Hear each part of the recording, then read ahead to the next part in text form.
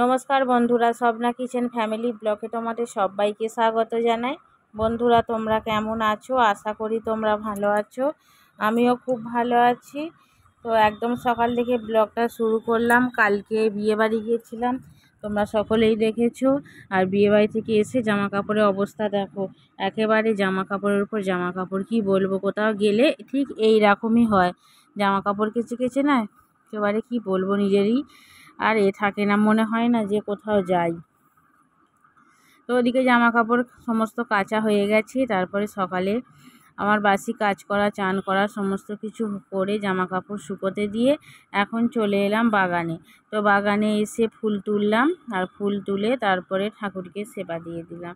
তো এই কাজটা মোটামুটিভাবে কমপ্লিট হয়ে গেছে। এবার দুপুরে রান্না, যদিও আমাদের নিমন্ত্রণ আছে, তো আমি বললাম যাব না, তো তোমাদের দাদাভাই যাবে।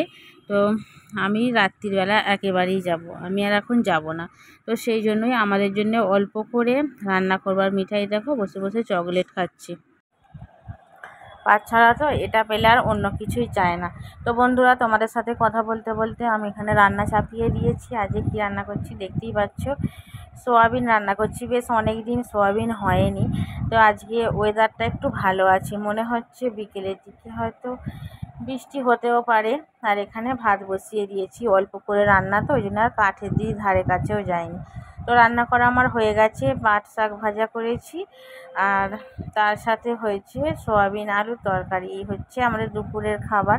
তো দুপুরে তাড়াতাড়ি করেই খেয়ে নিয়েছি, কারণ তোমার দাদাভাই তো বললাম বিয়েবাড়িতে খাওয়া দাওয়া করবে। আমি স্বাগত মিঠাই তিনজনে সকাল করে খাওয়া দাওয়া করে আর একটা জমিয়ে ঘুম দিয়ে নিয়েছিলাম। তারপরে চলে গেলাম একটু বাজারে। তো বাজার থেকে কি এনেছি তো সবই তোমাদের ঘরে শেয়ার করছি, দেখো। তো প্রথমেই বার করছে জুতো, মানে চপ্পল। আমারই এটা চপ্পল। তো এই ধরনের চপ্পলই আমি বেশি ব্যবহার করি, তোমরা অনেকেই দেখেছো। আর এর মধ্যে কিছু গোটা মশলা রয়েছে, ওই যেরকম দারুচিনি, এলাচ, তারপরে গোলমরিচ, জিরে এইসব রয়েছে। একটা পাস্তা নিয়েছি, ছোটোই পাস্তাটা নিয়েছি। স্বাগত এখন সকালের দিকে স্কুল হচ্ছে, তো ওকে টিফিন করে দিতে হচ্ছে। আর এখানে নিয়েছি বিউলি ডালের বড়ি, তো বড়িটা আমি কিনে রেখে দিচ্ছি। আর নিয়েছি চুবড়ি, আর এখানেতে নিয়েছি একটা জলের বোতল। তো আর বিশেষ কিছু নেওয়া হয়নি, যে এইটুকুনি প্রয়োজনীয় ছিল সেইটুকুনি নেওয়া হয়েছে। আর কেনাকাটা তো আমাদের লেগেই আছে, প্রত্যেক সপ্তাহে সপ্তাহে একটা একটা একটা একটা করে কিনতেই থাকছি। আর বড়িটা আমি কিনে রাখছি, কারণ বর্ষা পড়ে গেলে না এই হাতে তৈরি বড়িটা আর পাওয়া যায় না। তো এখানে বর্ষাতে মানে বড়ি তো শুকোতে পারে না, আর সেই জন্যই আমি বড়িটা একটু কিনে রেখে দিচ্ছি। আর দেখো বাড়ি চলে এসেছি, আর আমি এখন ঘরের ভিতরেই আছি। আর ঘরের ভিতর থেকে জানলা দিয়ে দেখছি আজকে না বাজার খুব একটা বসেনি, কেন তা জানি না। এই যে মাঠ জুড়ে পুরো ফাঁকাই হয়ে রয়েছে, খুব কম দোকান বসেছে। অন্যদিন তোমাদের সাথে শেয়ার করি, তোমরা দেখেছো পুরো মাঠ জুড়ে প্রচুর দোকান বসে। আর আজকে কিন্তু দোকানের পরিমাণটা একেবারেই কম, ধরতে গেলে অর্ধেকই দোকান বসেছে। তো যাই হোক, আমার যেগুলো দরকার না সেই দোকানগুলো বসেছে, আমি পেয়ে গেছি আমার দরকারের জিনিসগুলো। আর এখানে একটু দাঁড়িয়ে আছি, আর একটু ঝোড়ো হাওয়া দিচ্ছে, জানি না বৃষ্টি হবে কি না।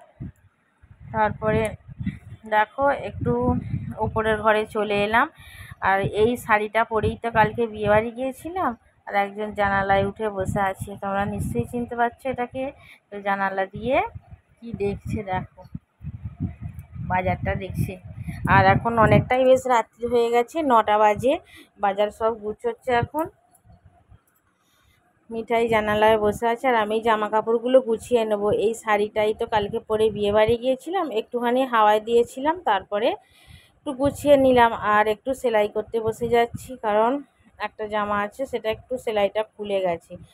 নতুন কেনা হয়েছিল তো সেলাইটা দেয়া হয়নি, তো সেই জন্যই সেলাইটা করতে বসে গেছি। আর একজনকে তো তুলে রেখে দিয়েছি জানালায়, এখনও পর্যন্ত জানালা থেকে নামেনি। জানি না কখন আমার পিঠের উপর উঠবে আর কি জানি। তো যাই হোক, জানালা দিয়ে দেখছে বাজারটাকে, আর আমি এখানে আমার সেলাইটা করে নিই।